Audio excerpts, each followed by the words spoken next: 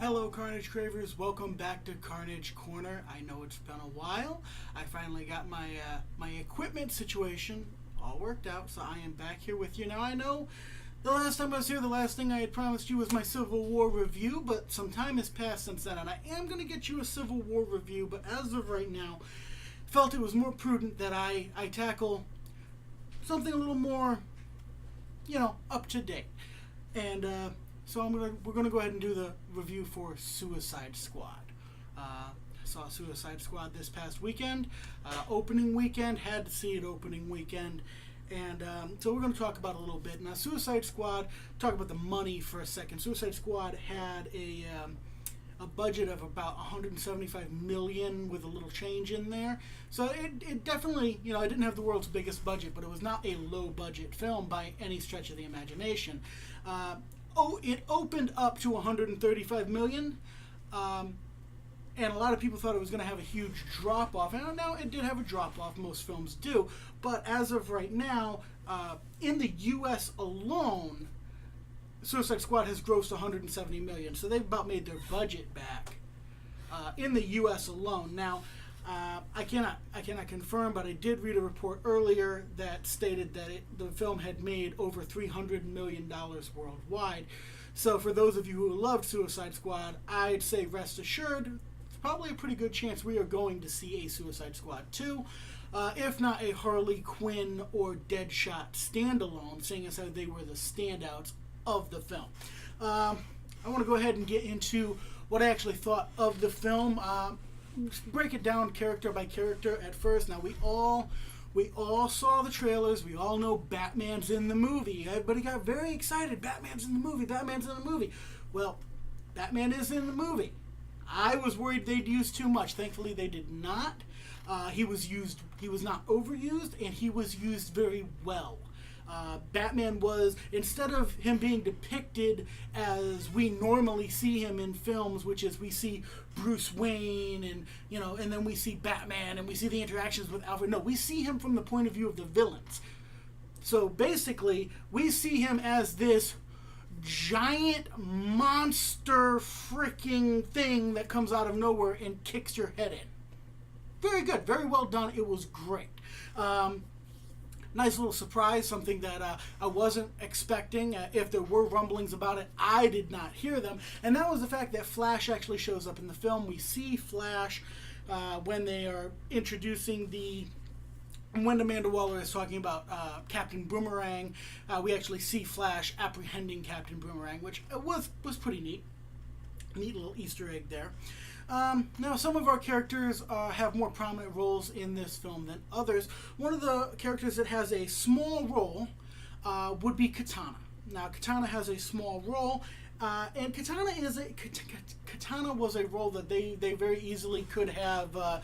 They really easily could have screwed it up. They really easily could have, overdone it or overplayed it or tried to, They didn't. They played it very close, very discreet. They played it very much so what the character was. She does not talk a lot, and when she talks, she speaks softly and makes you listen. And that is what Katana is. Now, moving on there, we have Slipknot, which Slipknot has a very important job in this film. Slipknot is the individual who has the misfortune of, spoiler alert, by the way, my reviews are always filled with spoilers. Slipknot is the guy who calls Amanda Waller and Rick Flag's bluff, and by, I guess, assuming that the little explosive that they put in his neck isn't real, Slipknot ends the film without a head. So, blink and you'll miss him, but, he makes the threat from Flag and Waller real to the other members of the squad. So, as it is a small role, but in that way it is an important role. Now, I've talked to you about Scott Eastwood in this film before. In the lead up to it, I had heard rumors that Scott Eastwood could be playing an undercover Dick Grayson. And, alas, those rumors were not true. Personally, I really would have loved to have seen an undercover Dick Grayson, but he plays Lieutenant Edwards. very well in the film. He does very good. He's by no means a standout character. But no Dick Grayson, no Nightwing, no Robin. None of that's in this film. So if you were hoping for that, I'm sorry to disappoint you, but it's just not there. Moving on from there, Rick Flag, played by Joel Kinnaman. He's a kind of a conflicted character. Like, he's being used against his will almost to the same degree as the Suicide Squad is. It's just different.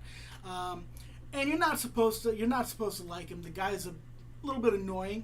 But for the most part, he was played very well. He was played very well by Joel Kinnaman, and at certain points in the film, you may find yourself to emotionally identify with the character, because I mean the guy's there because he's stuck in some shit. It's just they're all there because they're stuck in some shit. It's just the shit's different for each person. Now. As far as Enchantress, throughout all of the trailers and everything else, they led us to believe Enchantress was actually part of the Suicide Squad. Not so much. She's kind of like the big villain. She starts off under the control of Amanda Waller, but she's the prime example of why Amanda Waller should not do things like she is doing. Because you don't screw with forces that you don't understand. So the long and short of it, Enchantress, she looked great. Like, the look of Enchantress was amazing. Was she an especially fleshed out character? No, but she's not really supposed to be. She was the cookie cutter villain. It's in a lot of these superhero films, they want you to focus more on your heroes, even though in this film the heroes technically are villains. So she was, but the one thing they could have done is they could have made her a little bit more menacing. They could have done that, but they did not do that. So all in all, she was, she looked great. She looked absolutely insane. Now, when we talk about Enchantress's brother, and he, of course, is that monster that we see in the subway oh so briefly in the trailers, honestly, could have taken or left him. Like, he embodies the body of some guy we don't know. It's like we don't care. We don't care at all. We were given no reason to care. And, he's basically just kind of there to... It's almost a plot point. It just moves the plot along, which is important. Moving the plot along is always important. But they didn't really try at all to emotionally invest you in that character whatsoever. Getting into some of some more of the actual squad members, we're going to go ahead and talk about Killer Croc. Which Killer Croc, you look at him in the trailers and whatnot, when you go see this movie, bear this in mind. Killer Croc is not a CG character. They did that with prosthetics and makeup. That is all done. That's real. That's what the actor looked like on set. And it's a nice old school throwback to the way movies used to be done. It shows that you can still do it. It can still look good. He looked amazing. They did not give him a lot of lines, and that's not anything against the actor's ability to act. The reason he was not given a lot of lines is because Killer Croc doesn't really talk that much. Killer Croc is not known for his long monologues about his evil plans. No, Killer Croc is, I'm going to smash you, I'm going to eat you, I'm going to rip your, he's not a talker. So when he does speak, he doesn't speak much. But therefore, when he does speak, every time he does actually say something, it's awesome. So now, Jay Hernandez plays El Diablo. Now, Diablo could have been this throwaway. He really could have been this throwaway character. They could have, not done him justice from the comics and whatnot. They did such a job with El Diablo. Jay Hernandez brought a real sense of heart and guilt and pain to this character. And a lot of people who are watch it, maybe they'll get distracted by the face tattoos. You got to look past the face tattoos. You got to look at the eyes of the actor and see the depth that he actually brings to this performance. He was one of the highlights of this film, and he's got a wonderful story, through line, character arc of pain and guilt, conflict, and ultimately redemption. So he's definitely a standout in the film. He was great. Now I've heard a lot of people talk about how certain characters they didn't understand why they were there. They weren't needed. Now, one character who I truly believe you could have taken him out of this film, and this film doesn't suffer at all. You take this guy out of this film is the same film. And of course, that guy's Captain Boomerang. But that being said, Jai Courtney's Captain Boomerang's pretty cool. He's entertaining. He's got a couple of the funny lines in the film, and he's that he's very true to Captain Boomerang's character. They updated the character a little bit, made him a little cooler with his look and whatnot. But all in all, Boomerang not an integral part of this film, but he's awesome nonetheless. He's great in the role. The role is what the role is. Now we're gonna backtrack just a little bit because we're getting ready to talk Joker for a second. But before we get into talking about Joker, I want to talk about Common. Yes, Common the rapper, the actor who has been lobbying for years and years for the role of Jon Stewart, the Green Lantern. Well, Common finally made his DC Films debut as Monster T, an associate of the Joker, a business partner of the Joker. And so congratulations to Common for making his DC debut. Blink and you will miss it. As Monster T, of course, he makes a comment about Harley Quinn to the Joker that apparently the Joker took as being disrespectful. And spoiler alert, that didn't end too well for old Monster T. So now let's go ahead and we're going to talk about the Joker a little bit.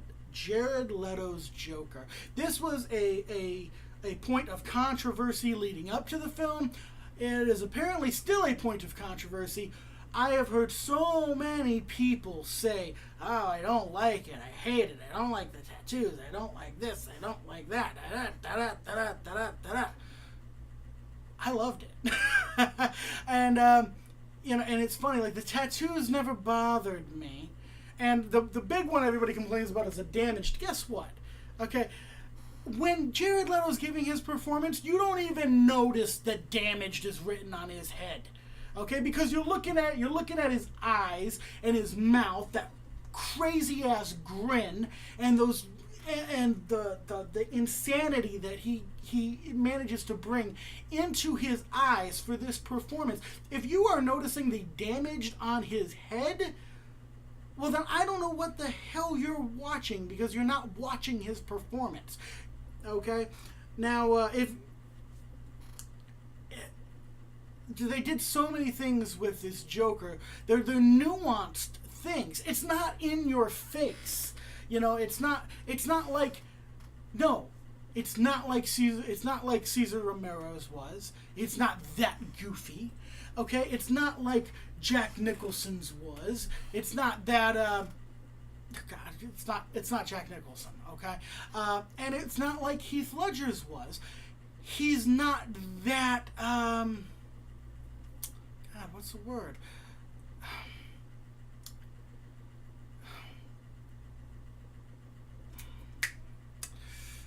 Damn, the word's escaping me.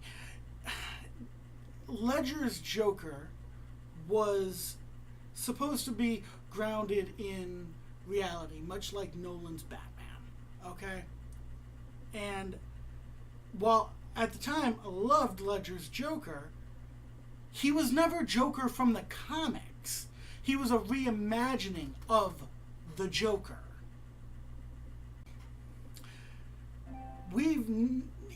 it's widely believed that the best Joker ever is Mark Hamill, who of course was the Joker for the animated series and so many of the animated films that they have done, the games.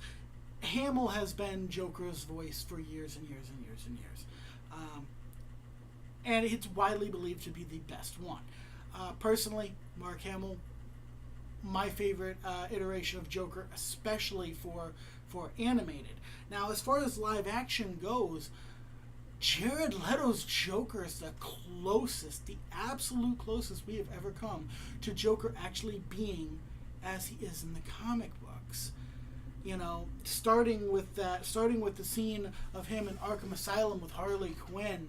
When she's talking to him, and you've been very, she's supposed to be psychoanalyzing him, but it's very, very clear that she's smitten, and he just kind of looks at her and goes, can you do something for me? And she says, yeah, and she goes, yeah, anything. And he says, he looks at her, he says, I need a machine gun. And then he breaks into this big smile and these squinty eyes. It's like, he's like doing the, and he laughs, and it's just like, and you know what? She gets him the gun.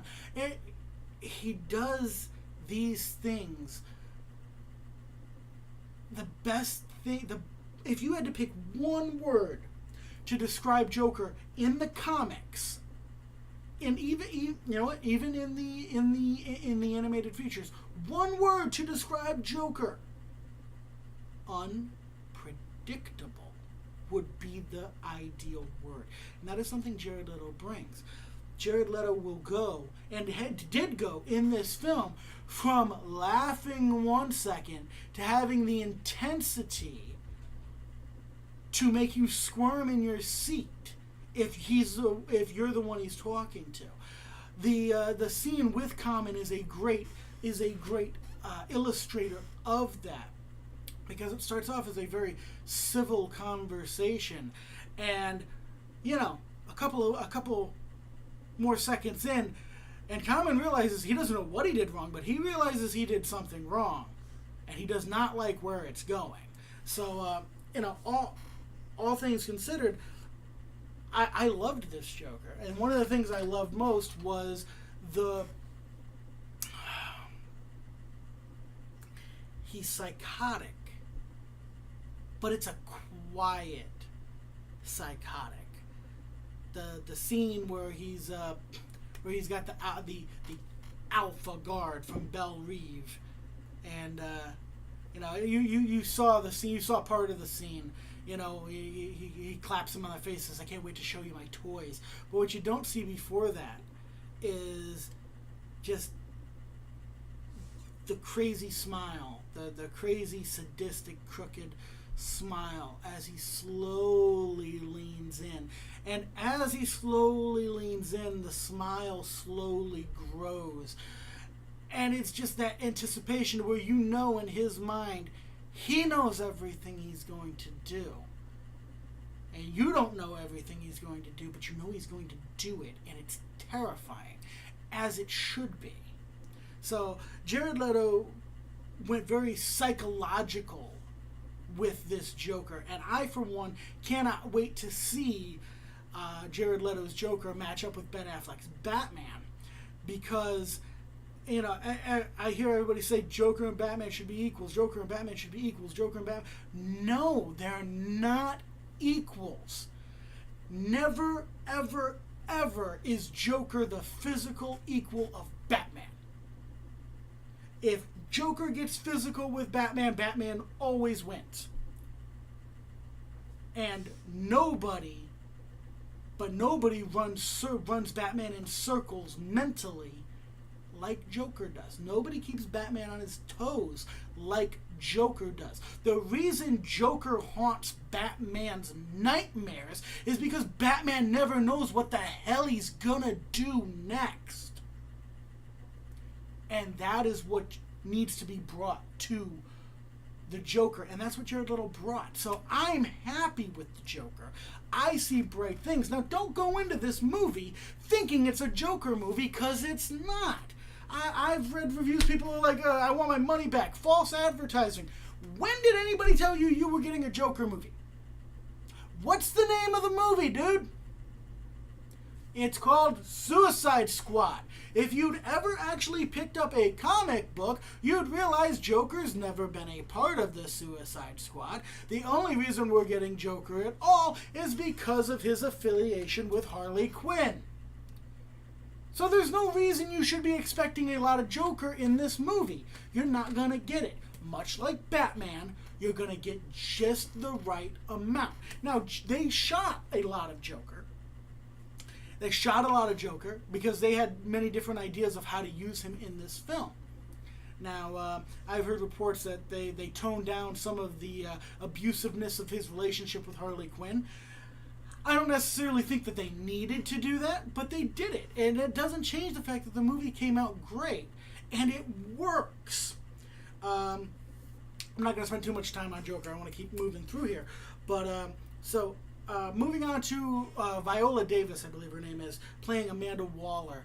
I absolutely despise the character of Amanda Waller. In the comics, in the cartoons, every time she's appeared on a television show, I can't stand this character. And, and I give Viola Davis a lot of credit because she played this character to perfection. It's because of her portrayal. This is not a case of, oh, I can't stand this character. No, I wanted this character to die. Spoiler alert, she doesn't die. When she walks out at the end of the film and she's still alive, I literally sat there and said, shit. I wanted her to be dead. I 100% wanted her to be dead. And that's a credit to Viola Davis for being able to play that character that way and literally make you hate her. So, she did very, very, very good. She was brilliant. Margot Robbie is Harley Quinn. Literally, it is as if Harley Quinn stepped off the pages of a comic book. Literally. Margot Robbie killed it. She was so good and so relatable. She was one of the main characters in the film that you could kind of relate to. She is this despicable, psychotic human being, but when she thinks that Joker has died and she breaks down crying, you feel for her. And that is the mark of a great actress who can be this character that has absolutely no redeeming qualities whatsoever and still make you care about her. It was fantastic. Absolutely fantastic. And the last character I need to break down here is Will Smith's Deadshot. Now, I was very vocal leading up to this film that I had some concerns about Will Smith playing Deadshot. And I did. I was worried about Will Smith playing Deadshot. Because Will Smith tends to overtake projects. Will Smith tends to, well, I should be the star. I should be the focal point. I should this. I should that. You should hire my kids. And I should get to say more funny one-liners that don't fit in the movie. And I was worried. Honestly, I was worried. My worries were completely and totally unfounded. Will Smith shines in this film. He's amazing. The little things, the interactions with his daughter, his very brief interactions with Batman. Moving into I particularly love the scene where Rick Flag wants to see if Deadshot's as good a marksman as he claims. And he's got all these guns lined up, and Deadshot assumes that he assumes that nobody'd be dumb enough to actually put a real gun in his hand. So he thinks the gun's full of blanks and he's threatening one of the guards. And to be an asshole, he goes to shoot it off into the air, and he realizes it sounds like a real gun. And it's funny, and Will Smith must have spent some time with people who shoot. Because not only did he handle the guns very well, but his reaction the first thing he does to check to see if he actually just shot a live round is he grabs a pistol and he sticks it to his nose to smell the gunpowder. Now, for somebody who, if you're somebody who loves guns and loves to shoot, and you're an avid marksman, and if you love going to the range, you love shooting, odds are you love that smell of gunpowder. And I thought that was a very nice touch for Will Smith to add to the character. And then just the overall glee and excitement as he runs through every weapon on the table. All have live rounds. And never once does he even think about shooting anybody around him. He just wants to shoot because it's what he loves to do. And it's the only thing he's good at. And it's, not that makes it okay to go be a hitman, because it's not. But it actually lends a relatability to you, because if that's the only thing he's good at, you can understand why he loves to do it. If you're good at something, you love to do what you're good at. Now, again, that's by no means saying it's an okay profession to be involved in, but you can understand how he got there. Just a little bit better. Moving on from there, Will Smith tends to be almost the voice of reason. Deadshot tends to almost be the voice of reason. At times, he seems to be the voice of us, the viewer. And he's got one of the emotional arcs of the film, because, before he gets picked up, he's pulled off a job. He's sitting on a ton of money, and what he wants to do is he wants to get his daughter away from her neglectful and abusive mother so that she can have a better life. And he gets picked up before he can do that, before he can walk away. And so despite the fact that he's done very bad things, you feel for him a little bit, because he's got someone that he cares about who's in a shitty situation, and he wants to help them and he can't.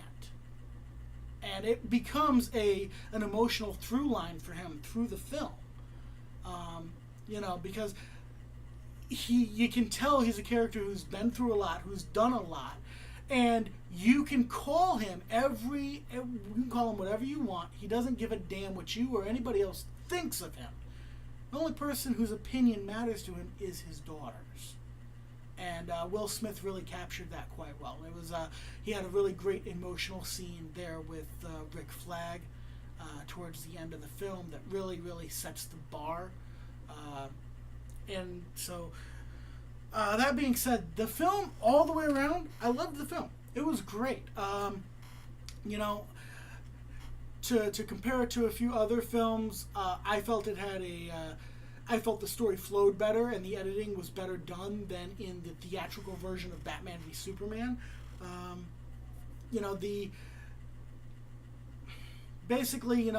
gave Batman v Superman an 8 out of 10.